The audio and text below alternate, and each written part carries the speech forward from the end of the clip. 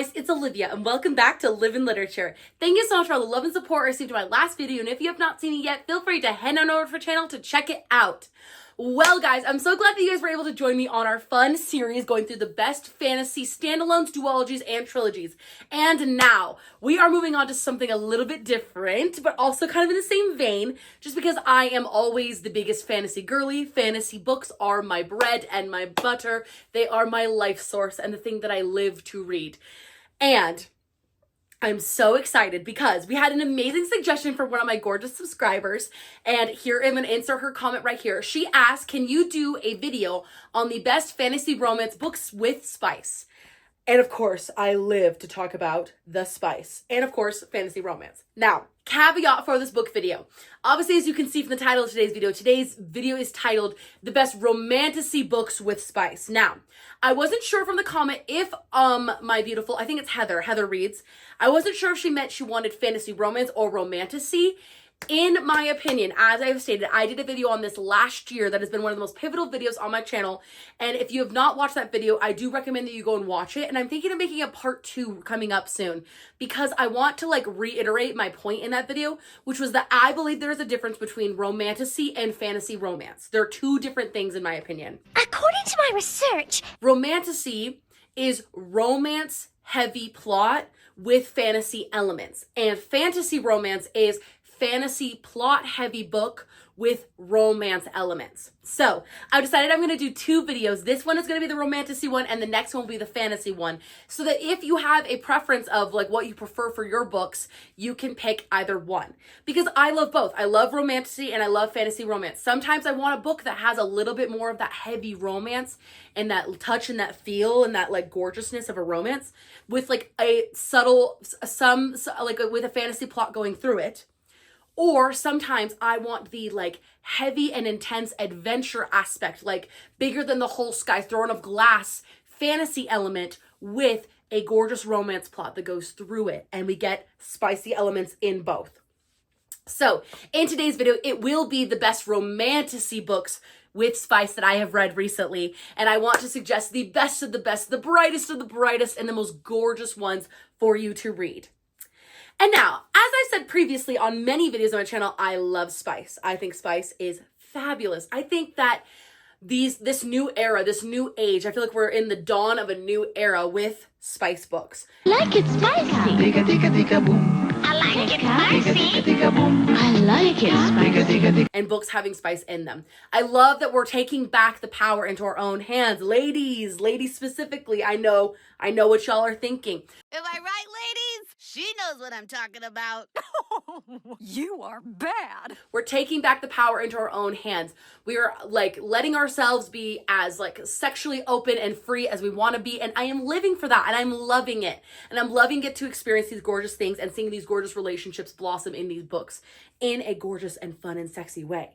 So all these books today are going to have elements of spice in them, from I'd say at least 2 chili peppers to a 5 chili pepper situation, if you know what I'm saying, okay? Okay. I'm picking up what you're putting down. So if spice is not your thing and you're not really into that, I don't think any of these books are going to be totally for you. But catch me on another video if you want to know other things to read. So I'm so excited to talk about all the books that I'm going to recommend for you guys today. But before we get into that, let's talk about what I just finished reading versus what I am currently reading. I just finished reading 2 teeny little books. As I mentioned, I've been on my orc smut grind with the Brides of the Moonblade Clan. So I finished the 3rd book in this series, Bound to the Orc Hunter by Crystal Luna. And was it cheesy as hell? Yes. Chuck E. Cheese's, where a kid can be a kid. Was it my favorite one that I've read out of the 3? Yes. Was it still 3 stars? Yes.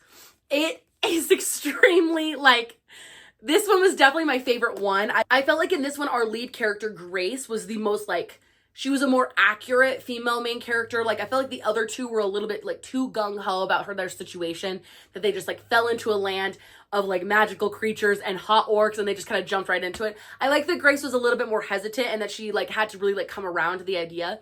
And she had a lot of her own insecurities that I like that she played up, and that her gorgeous Orc Hunter Brannick could help her get through. So I did enjoy this one. Again, it's cheesy as hell and so ridiculous, but did I kind of live for all of the things? Yeah, I live for the spice. This one, very spicy, but also extremely stupid. Read this at your own risk. Whatever you want to do, you can read this one. And then another book I just finished reading from one of my new favorite authors that I just discovered this year, who has absolutely changed my life, Miss S.E. Wendell. We have Stonehe Hearts, which is a gorgeous little novella. It is legitimately 200 pages.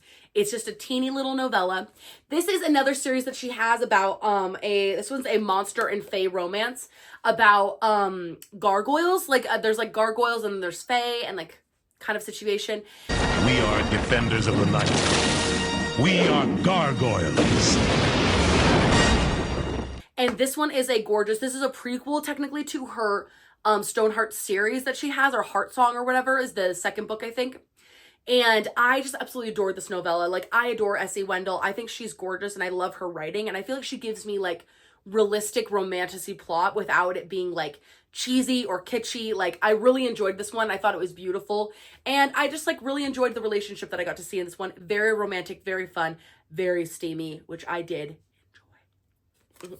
And then I am currently trying to finish, I haven't even started it yet, but I'm currently trying to read Powerful by Lauren Roberts, and then I'm going to read Fearless by Lauren Roberts.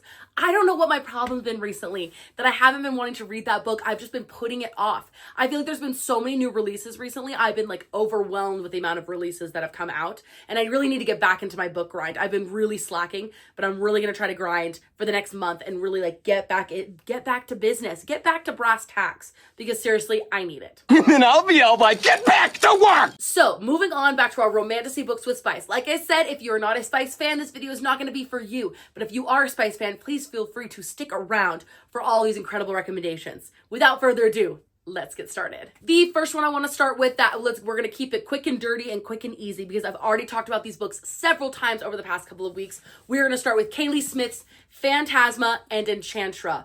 These two books are technically in a series, but they both honestly could stand on their own as their own little standalones. Are absolutely freaking-tastic. I cannot talk about them enough. The premise of Fantasma, and similarly to Enchantra, it is essentially if you took New Orleans Victorian era, the early 1900s, threw them into a haunted house and then said fight to the death like the Hunger Games, that would be Fantasma. With more ghouls and demons and goblins and all of those types of things. Like, it is spooky, it is haunting, it is creepy. Sounds creepy.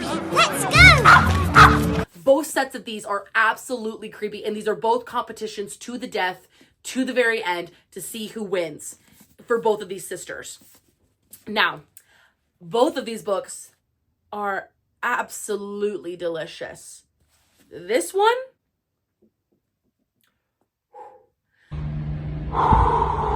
you've got Blackwell, a phantom. And if you don't know what a phantom is, it means that he can be corporeal, which means that you can touch him, but he can also be not corporeal, which means you can go through. He can move around in all sorts of ways. He can float. He is a ghost. He is a phantom, okay?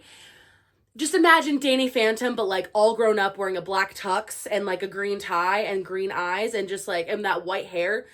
And then just imagine what that phantom can do if he can like move you around, if you're catching my drift. Oh, wow. Yeah. Blackwell goes crazy in this. And Ophelia and Blackwell have a gorgeous chemistry in this book that I absolutely live for. And then you have in this one, Genevieve, which is Ophelia's sister. And of course, her new lover, Mr. Rowan Silver.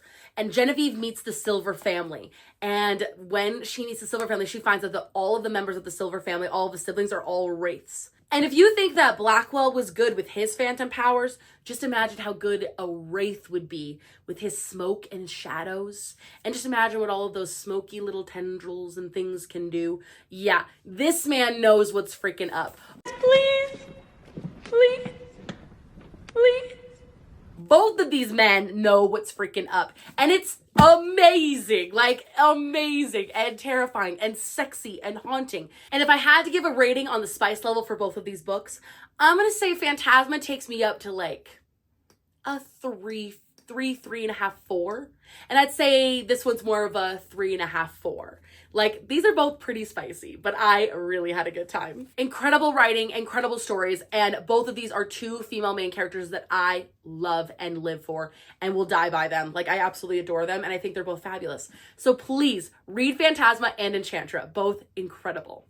Now, for one of my new favorite authors that I mentioned previously, and I'm so excited to introduce you guys to this series because it is more of a like cozy, sweet fantasy story with definitely like heavy romance plotline with gorgeous fantasy elements. We have Halfling by S.E. Wendell, Ironling by S.E. Wendell, and of course Sweetling by S.E. Wendell. All of these are in the Monstrous World series. So the Monstrous World series is going to have 4 books in it and maybe even more, who knows. Failing is the 4th book that comes out, and it comes out in August, and I'm so excited for it. But each of these books interconnects with one another, so I do recommend you read them in order.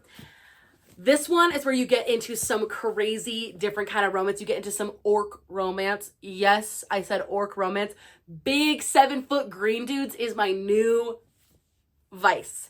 It's my new everything. It's my new favorite thing that's ever existed. Leilani, did you just make out? What? No. Why is your mouth all green, girl?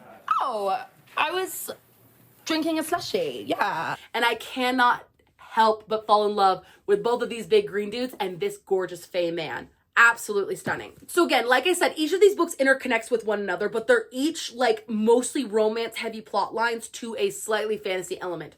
So this one is about a young orc named Oric, which don't even get me started on the name, but whatever. He lives in a clan that does not like him because he's half human, half orc. And one day there's a human woman named Sorja who gets kidnapped and taken to his clan, and he decides to rescue her and help her escape back to her hometown or back to her like own country. And these two end up falling in love along the wayside.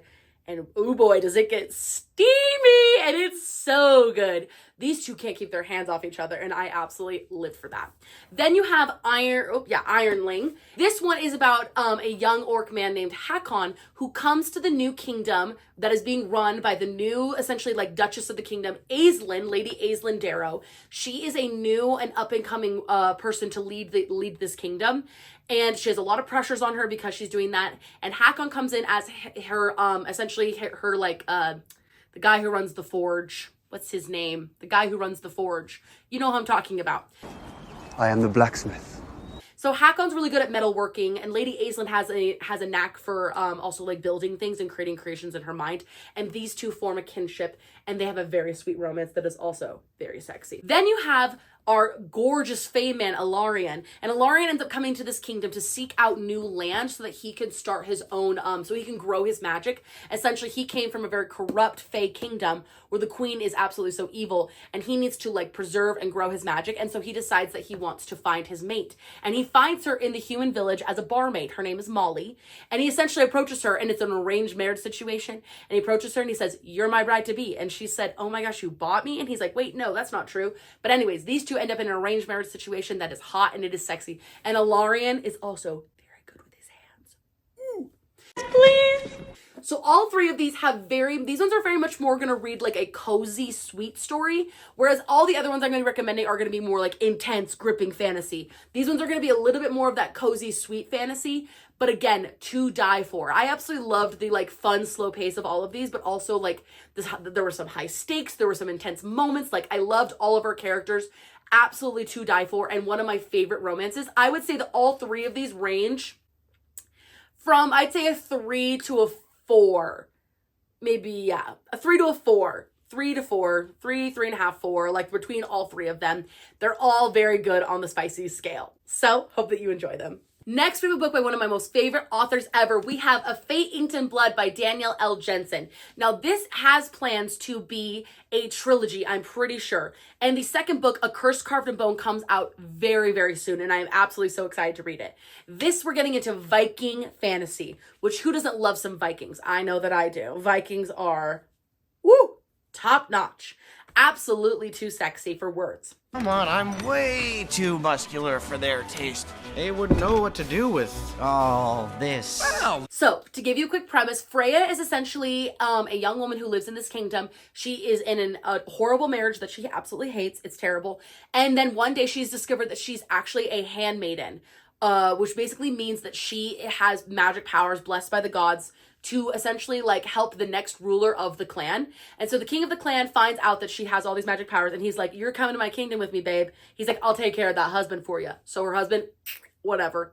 And so she ends up going to his kingdom to like essentially help him like take over all of the other clans. And she meets his eldest son named Bjorn. And Bjorn and her start forming a kinship and a connection because his dad totally sucks and she freaking hates him and hates that she's kind of essentially being used for her powers, but also she's trying to get a hang of it herself. And I will say that Bjorn, ooh, yes, abso-freaking-lutely delicious. Absolutely Yummelina, Gorgina, he is just delectable. And the spice in this is spicing. Definitely goes hard. And I absolutely adored it. It's not, they make you work for it. They're going to make you work for it, which honestly I appreciate. Don't get me wrong. There is sexual tension, the house down boots throughout this book, and you can feel it. It is taut. It is tight like a tightrope. I sensed tension and came as fast as I could. Okay, you can feel the sexual tension in the air with this one. The sexual tension feels like that scene in The Greatest Showman where Zendaya is like flying like on her trapeze and she and Zac Efron like make eye contact, and it's like this moment that you just feel everything.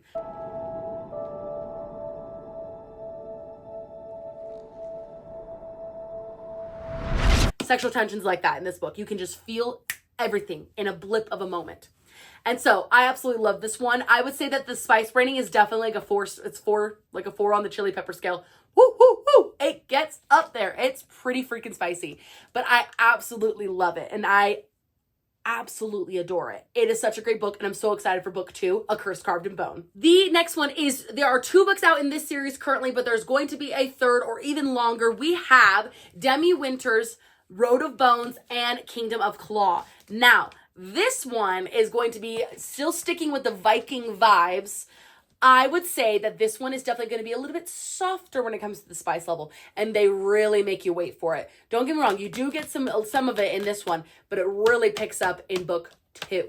So the first book in the Road of Bones is essentially about a young woman named Scylla, who essentially one day she and her father are attacked on a road, and essentially her father sends her away to go and find safety up in a clan far away in Copa.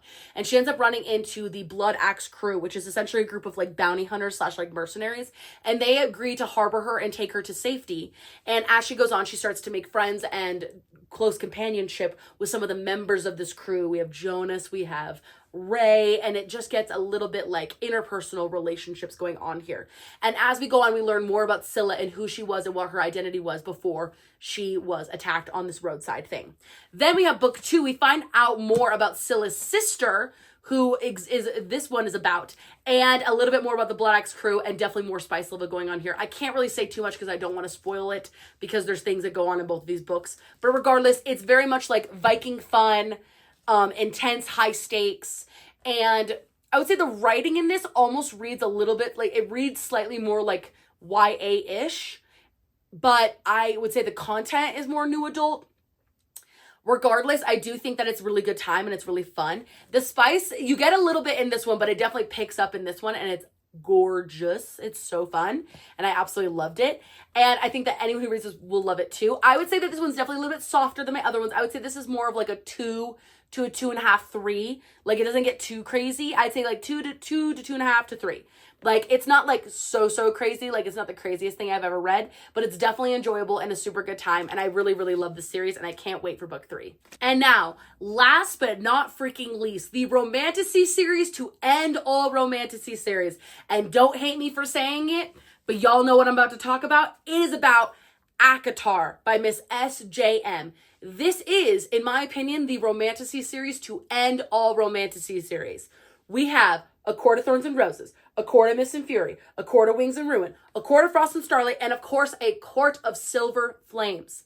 Guys, Acatar is the Romantasy series to end all Romantasy series. And I know there's gonna be some people in the comments being like, that's not Romantasy, that's fantasy romance. No, I would say that Throne of Glass is fantasy romance. Acatar is Romantasy, because the romance plot is a lot heavier in these books than it is in those other ones, okay? The romance is the greatest part of the game. Obviously, in last week's video, I gave y'all a summary of Acatar, and I'm not going to go through it again. All we're going to talk about is the spice. And it's in all of these books. You get it a little bit in here. You get probably the greatest spicy scenes of all time in book 2, in my fresh opinion. In my fresh opinion, book 2 has some of the greatest spice scenes of all time, and honestly, it is some of the most romantic things I've ever read in my entire life. If you have not had the absolute pleasure of reading Acatar, you are missing out, because it is truly one of the greatest experiences of my whole life. And I know that all anyone does on this freaking app of YouTube or on Book Talk, all they do is talk about how freaking amazing Acatar is. And guess what? Unfortunately, it's because it is. It's because it's true. It's because it is that good. It really is. Well, why are you boring me? I'm right. And I would be remiss if I didn't include it in today's video. Now, then you've got book 3, the spice and the war aspect going on in here. Oh, absolutely devastating and totally fun to read and extremely captivating. In this one, it's very much like cutesy holiday vibes. We're not getting anything too crazy. It's a darling little Christmas novella. Nothing too crazy, but the spice in here is spicing, especially at the end, because holy frick. Ooh, it really lets her have it. And I would say this book, A Court of Silver Flames, this is 5 on my spicy scale, okay? Like, this is the scale for me. This is how I judge most of my books on the spice level. If it's below this, which I would consider a 5, it's lower on the spice scale, okay? This is my 5. A Court of Silver Flames is absolute insanity when it comes to the spice. But my gosh, is it a harrowing story, an absolutely jaw-dropping character development, and one of the saddest and most beautiful things I've ever read. But truly though, the spice in here, it's next freaking level. It's crazy. Downright filthy.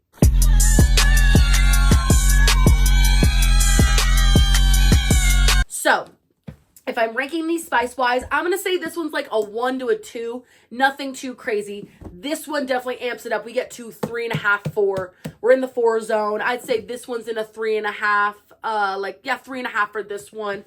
This one we definitely get up to a 4. And then, of course, book 5 is my 5. This is the book to end all books. It is the number 5. Again, I've said my piece about Acatar and how much I freaking love it and adore it. And also, I'm super pissed off because Sarah J. Maas refuses to announce book 6. I'm not upset at all. I'm not mad.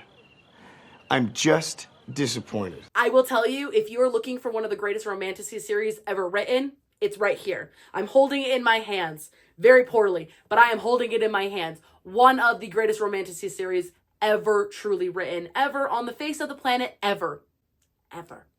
Forever. Did I stutter? So, I hope that you guys will all check this one out if you haven't already. Truly an inspiration when it comes to the spicy Romantasy. So that is all the Romantasy books with spice that I want to recommend for you guys today. So I hope that you enjoyed this video. And if you did, do not forget to like, comment, subscribe to the Living Literature YouTube channel.